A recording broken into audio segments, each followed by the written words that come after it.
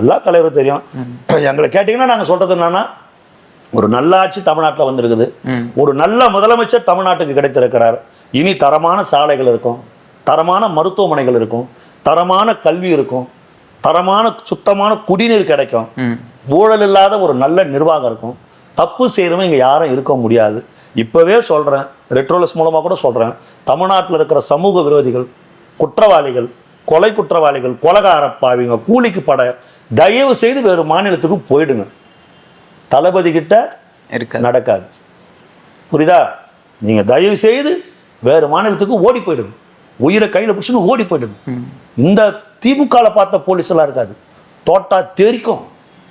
தோட்டாக்கள் தெரிக்கும். அவனை ஓடி போயிடுங்க. தமிழ்நாட்டு எல்லைக்குள்ளே இருக்கக்கூடாது ஒருத்தன்.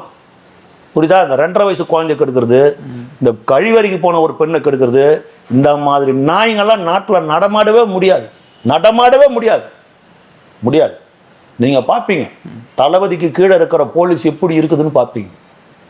புரியுதா? உண்மையான போலீஸை பார்ப்பீங்க. சரியா?